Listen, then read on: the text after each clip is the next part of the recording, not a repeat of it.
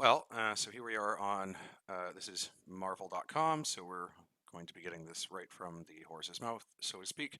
Unless you've been living under a rock, you have probably heard of the new Warriors kind of leak slash release that Marvel did. They have a whole video about it as well that I won't show because copyright, but so I'm not going to be going into any big detail into like a big criticism of this. That's already well-worn territory. I think to any reasonable human being, honestly, just a quick once-over tells you that something's wrong with these characters and with how they're designed.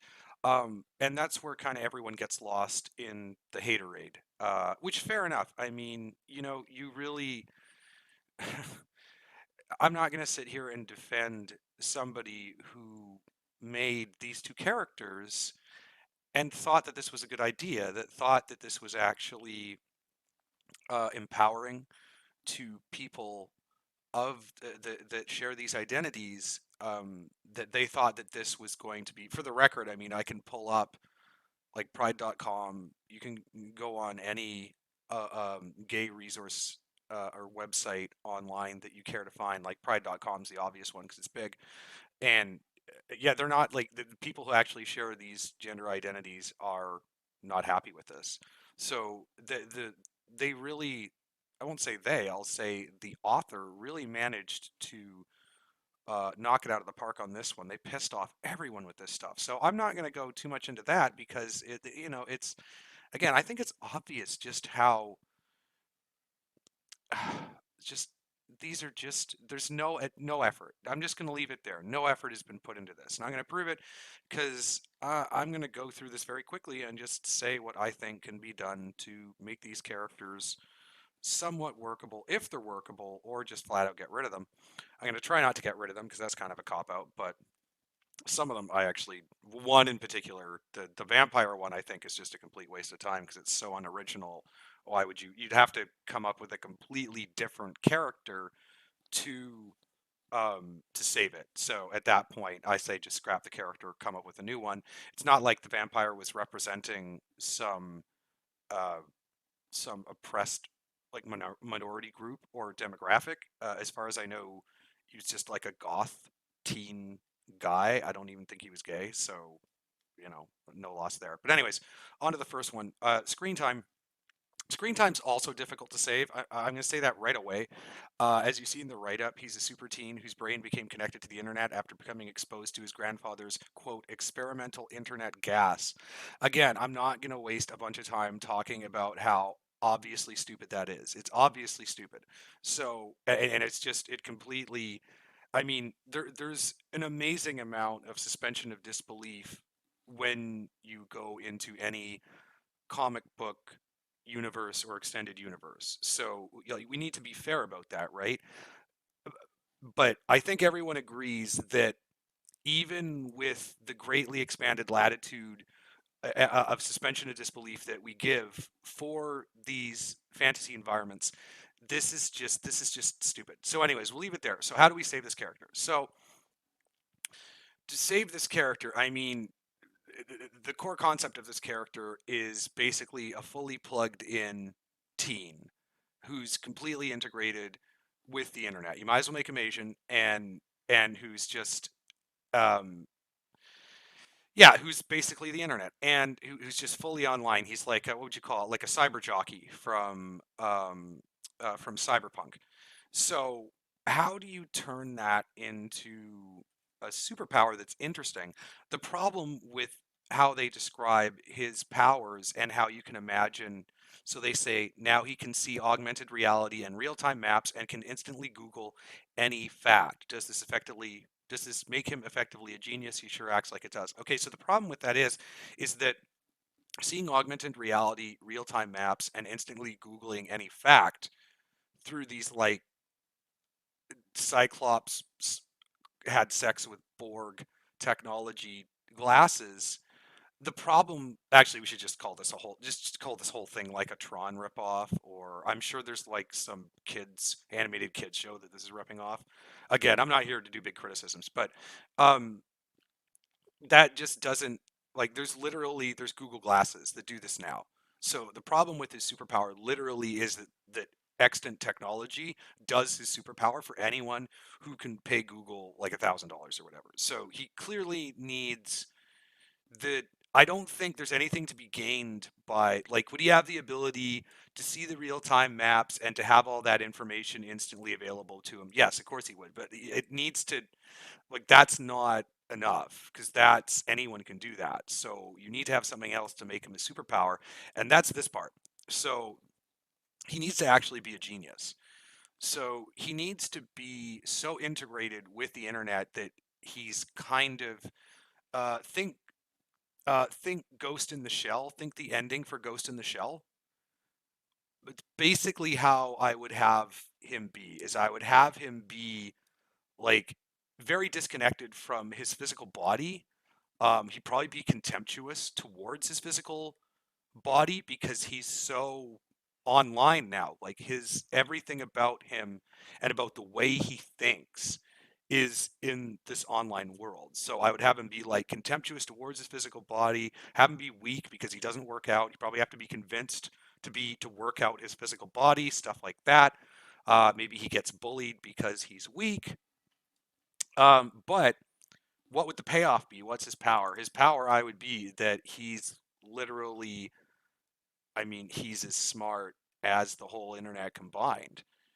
He would have the collective brain power, knowledge, everything of all of humanity, and it would be seamlessly integrated into his consciousness. So you'd be looking at somebody who would have an effective IQ of like 2000. Now, the problem with this is, of course, then you have to write that character. So then you kind of get into that, Frank Herbert writing God Emperor of Dune problem, where it's a you're writing a consciousness and you're trying to maintain a verisimilitude, which is just a fancy word for, not throwing the audience by it being too disingenuous to what they imagine, such a thing would be. So you're purporting, if you were writing this character, you'd have to write convincingly in the voice of a genius, of a real genius. Now, if you're a smart enough writer, you can do that in a way that's going to fool 99% of the people, which is more than enough. So I think that's actually doable. So that's the part that needs to be emphasized is this kid is genius.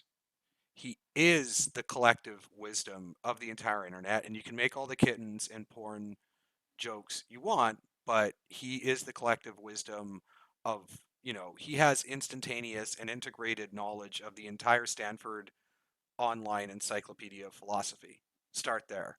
He has all of Talk Origins instantly at his command, both sides. Talk Origins, Talk.creation. He's got all of the scientific literature behind paywalls and non seamlessly integrated into his brain. So he would be a for real, he'd be a super genius is what he would be. So then you'd have to put a limit on his power, and of course the limit would be this part, he sure acts like he does. So of course he would be hopelessly arrogant.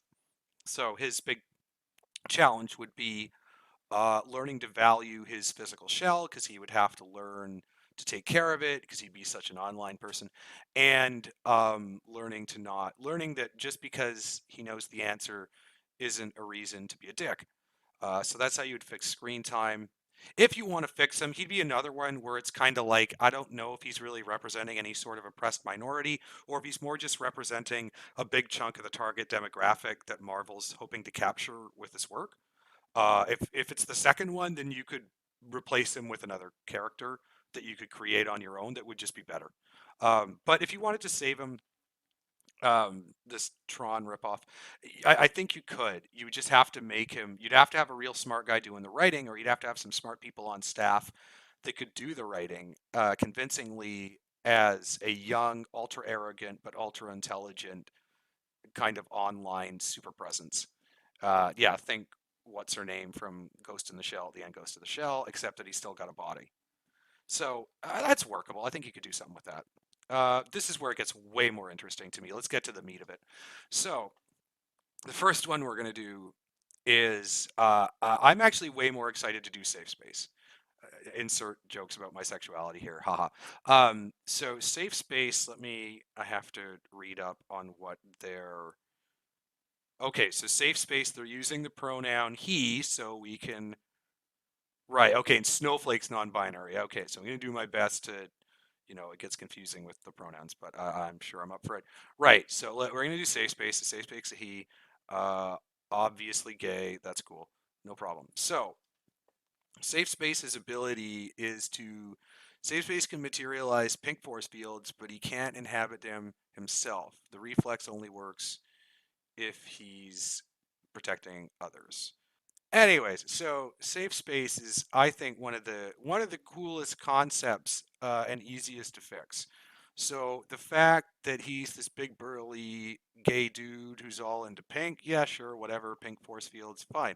So the problem is, okay, well, obviously, like the names, yeah, ditch the names. The names are stupid. But you can just come up with something else that captures the spirit of what they're doing, that's just not so on the nose. I mean, having them named Snowflake and Safe Space is just so on the nose. And I understand, everyone understands the concept of taking back ownership of a word and or like blowing it up from inside with absurdity. But A, that doesn't usually work. um, I don't think history is replete with examples where that's worked. And B, it's just an excuse. This is just an excuse for just the sloppiest, just no effort writing. This is so stupid. So I don't care what you rename either of them, but you're not going to rename them this. You're going to rename them something with some dignity, with some character, and that has some effort in it. I don't care what it is. Other people are better at coming up with names than me, but you just wouldn't name them this because that's just insulting. These are like working titles that somehow made it, into the final cut. So the big problem with his power is that he can't inhabit them himself. So this is a case of what I'm just going to call a slow brain. So I'm going to come off a bit arrogant here. I don't care. The person who is writing this has a slow brain, and I can prove it.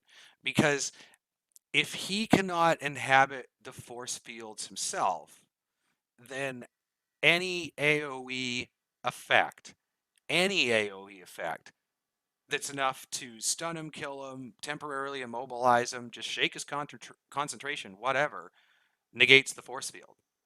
So, in other words, if some fire based hero comes down and just throws a huge cone of flame that is going to incinerate Safe Space and Snowflake, and Safe Space throws up the shield. So the shield saves Snowflake for a moment, but the problem is that the flames are AoE. They're going to curve around and over the shield. So even if he's behind it, Safe Space is going to get incinerated. And as soon as he dies, the shield drops and Snowflake gets incinerated too. So the fact that the writer couldn't see that problem as and that, as far in my opinion, and feel free to argue with me, I look forward to it, that is a fatal flaw in this power design. That just doesn't work. There's no way to overcome that unless you make him so invulnerably tough while he's generating the shield that he might as well be inside it anyways. You see what I mean? So either way, you have to get to a point where he's either inside his own shield or he's so tough while casting the shield that he's effectively shielded. Because if he's still vulnerable while he's making the shield, then the shield only stops very targeted things that have no splash, that no AoE, and I'm sorry, in the realm of the Marvel extended universe, that's very few characters.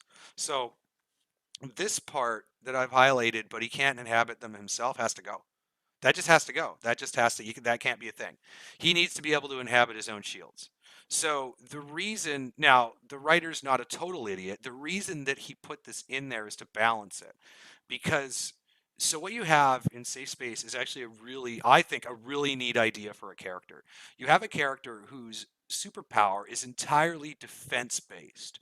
So this character is not, it's like the ultimate anti-bully. He's not going to be able to bully people with his superpower. All his superpower does is prevent bullying, essentially, prevent damage.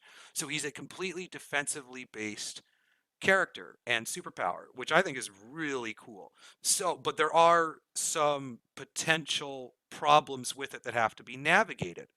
The first is balance. And so, with having a character that has no aggressive potential whatsoever, it's immediately obvious, and like you immediately want to make that shield as powerful as possible because he can't strike back. So I mean, if he's going to give up the ability to be aggressive from a balance perspective, you think like, okay, this guy can make a really strong shield.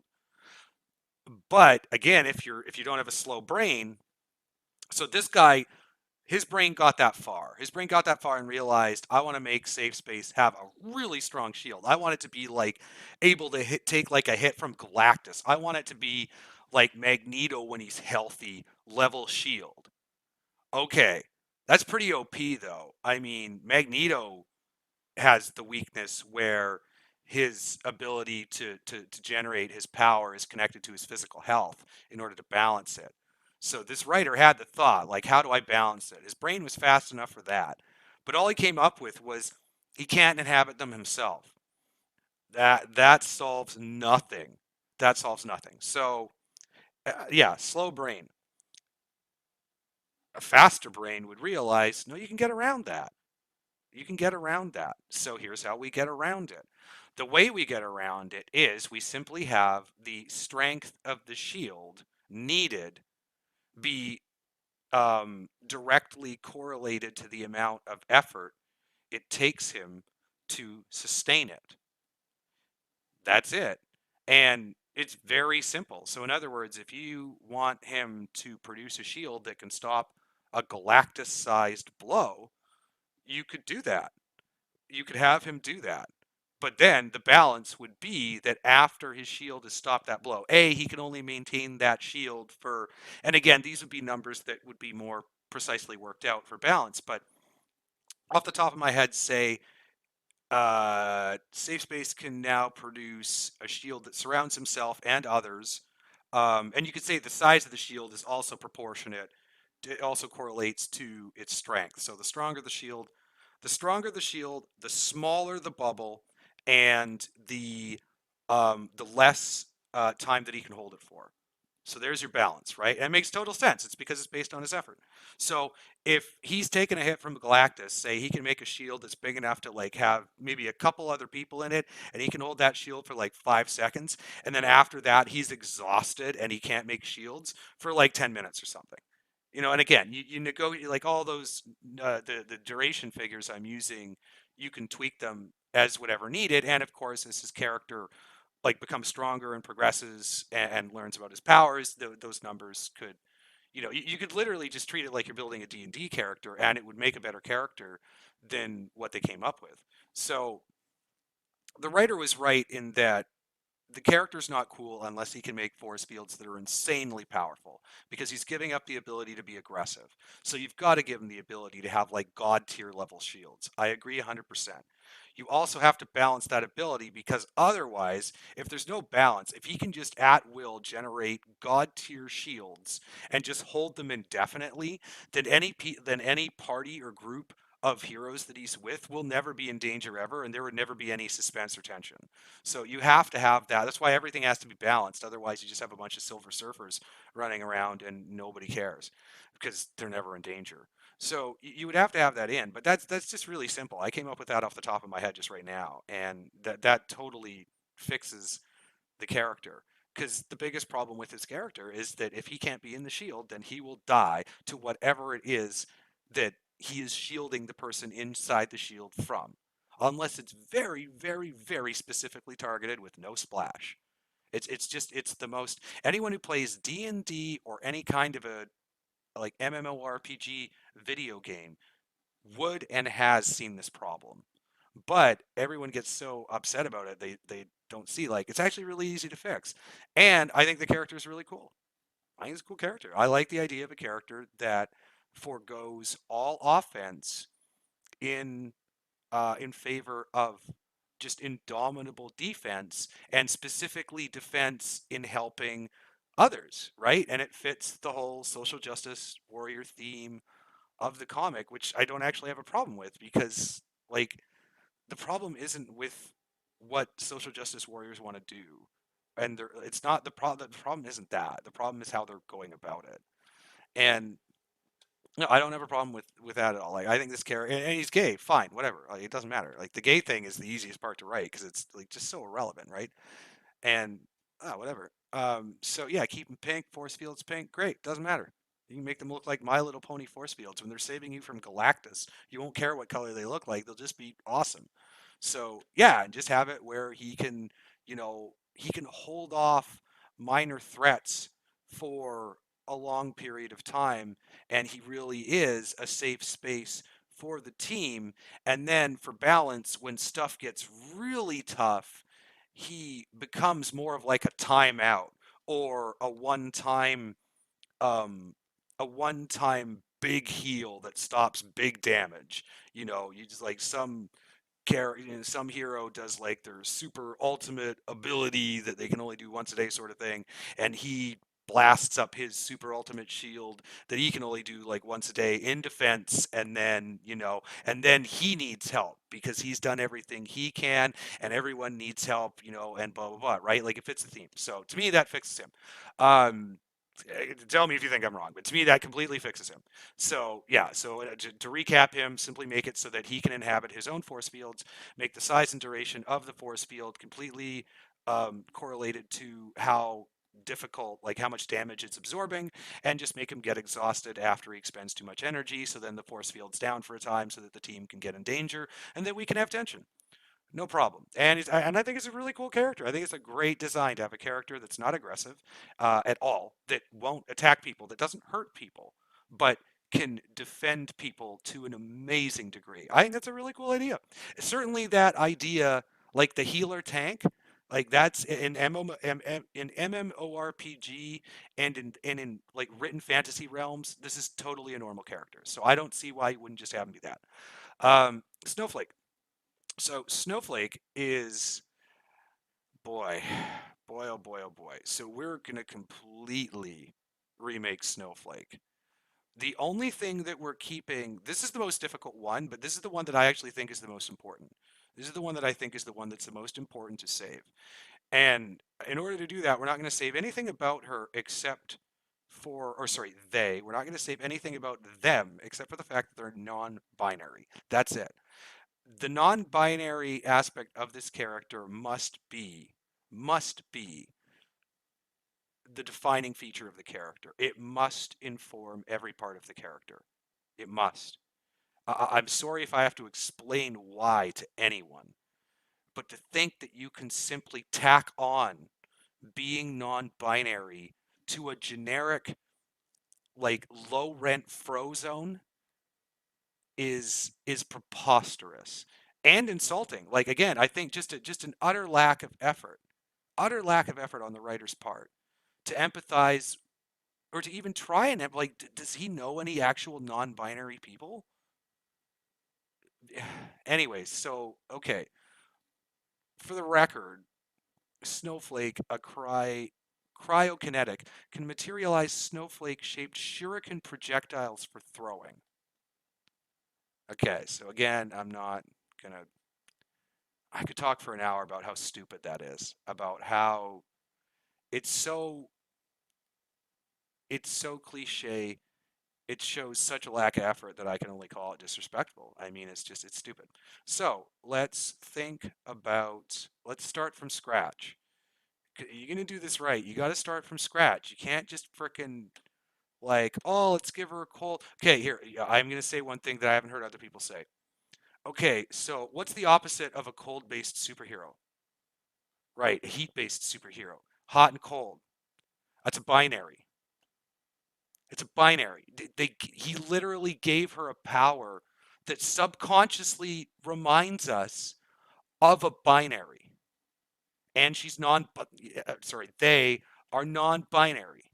So again, like it just no, I struggle with the pronouns, but my end result is going to show more empathy than this writer's because, anyways, okay, so let's get to it. Let's stop complaining.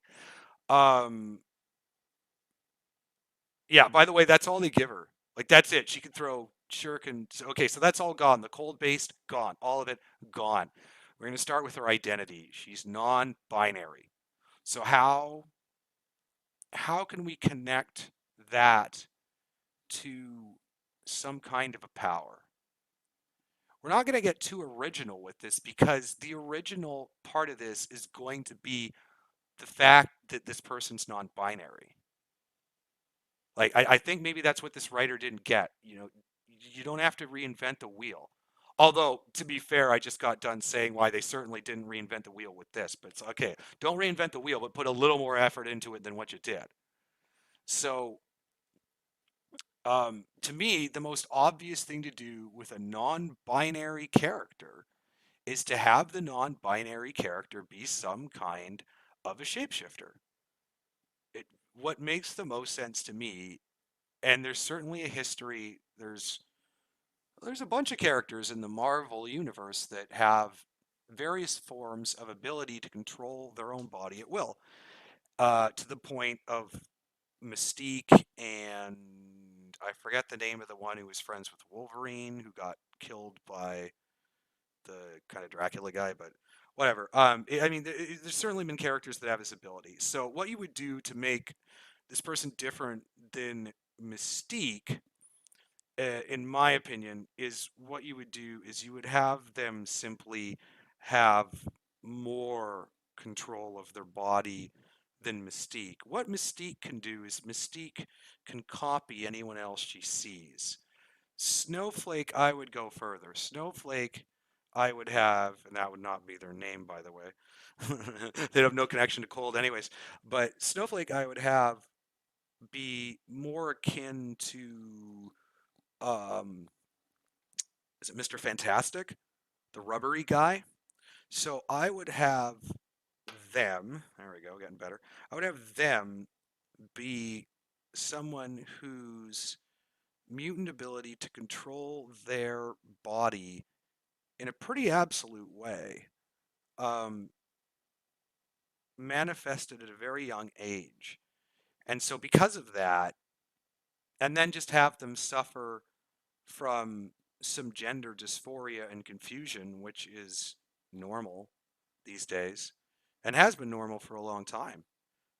It goes away most of the time. But with her, it would be different. Sorry, with them, it would be different because what you could do is have it so that when they didn't control their power, when they didn't understand it, when they didn't even know that they were a mutant, you could have them literally changing gender, and not just in how they um, show themselves with their clothing, but the whole bit, including genitalia. You could have them changing their gender from day to day based on their gender confusion, not realizing that they had this power, and then that's how people became aware that, oh my goodness, this person isn't just gender confused, they're actually changing gender day to day. And then, yeah, it would be so crazy, right? You'd have gender dysphoria in the body of a person who could change their body at will. So it would be, and then you would just say that the form that they found that was just the most comfortable for them is the form that you see, which would be a form that is androgynous, that has aspects of both genders. Uh, and that would be it. And then and then I keep saying her. And then their superpower. It's just because when they are standing next to big masculine, right? Anyways, um, so yeah, their superpower would basically be the ability to manipulate their body to, like Mr. Fantastic, and also to look like other people. But what I would do for balance is I would make it so that if they want to copy other people, I would make it very difficult to get the fine details right. So think of like a T1000 that is very good at turning its arm into a knife, but is not so good at copying perfectly every human that that they run into. And then you could have that be something that they get better and better with over time. You could have that be something that they struggle with the morality of it, with fooling people by pretending to look like another person. All these characters are going to be obviously concerned with morals and morality, so I don't see why you wouldn't have them actually be concerned by them. So and be concerned with the use of their own powers and the morality of their own powers. For safe space, he wouldn't be concerned with the morality of his powers because his powers pretty much prevent him from using them maliciously for whatever their name would end up being. I'll never get that right, apparently. I apologize to the non-binary community for whatever name they end up with. Uh, yeah, I mean their powers would absolutely be balanced by just by that. It would just be uh, uh, they would have a moral qualm with looking like other people and with fooling them. And you could have something that they yeah that's something that they wrestle with over time. Maybe safe space makes a persuasive moral argument to Snowflake. For this mission, we really, really, really need access to that government military base to get the thing that'll help save the world or whatever. And we don't want to hurt any of the people in that military base. We need you to sneak in there and get the stuff, which will involve you duping a bunch of innocent people and guards and whatever who aren't, doing anything wrong. And you could have a wrestle with that, or have them wrestle with that. I don't know. I mean, to me, that would be a post-ironic meditation on using violence to combat bullying. I mean, if that's really the case, for safe space, it's no problem. He can't use his ability maliciously.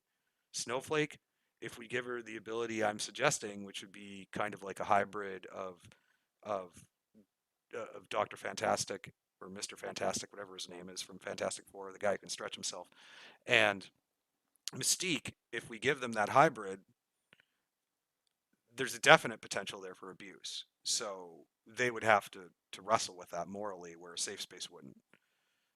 Say unless you could actually find perhaps safe space unknowingly finds a way to weaponize his shield. It provide it's really useful, and then he has to grapple with the morals of it. I don't know. I'm just a stoned Canadian after work, but I honestly think that I could write this stuff better than they did. Sorry, than he did. We know his pronoun. But that's how I'd fix those two. And those two really are the most important. These two are what everything's about because they're just the most obvious part of it all that's just nonsense and a slap in the face to respect, to decency, to good writing, to just putting effort into your work, to taking seriously the job of representing in in pop culture and media the demographics that you care so much about. Well, you know, anyone can say they care, but it's way better to show it. And I think that the way you show you care is you put more effort into your product than what's shown here. And, with like 20 minutes of inebriated thinking, I think anyways, I've come up with better ideas for these characters that would allow them to function in the MCU. You tweak their abilities however you need to make them quote unquote balanced. That's fine, but it would allow them to function, and it would, I think, be a far more respectful representation of the demographics that they're seeking to represent. So, anyways, let me know what you think. I'm not even going to go over the rest. I don't care about this guy. She's actually easily fixable. All you do with her is just you get rid of the stupid Dora the Explorer backpack and look, and just make her a tank. She's just, you want to have a husky, you want to have a husky girl of color as a superhero. That's awesome. You just make her a tank. You just make her a tank. Just give her something where she has superhuman endurance and toughness when her sense of justice is aroused, when she sees someone being bullied or injustice occurring. She gets this, temporary, just amazing boost of endurance and toughness and stamina and all that thing, and becomes like Hulk level, but only while the injustice is occurring. In order to keep it balanced, she can't use it for ill. Blah blah blah. She's so easy to fix. She's, just ditch the backpack, make her the tank that she obviously is. I have absolutely no problem with this character design whatsoever. You want to have a husky female of color, um, go absolutely nuts. I'm all for it. Just make her a tank and make her a badass and get rid of the backpack. Get rid of this guy. He's a loser. Yeah, but these two are the main ones. So let me know if you think I fixed them. Thanks.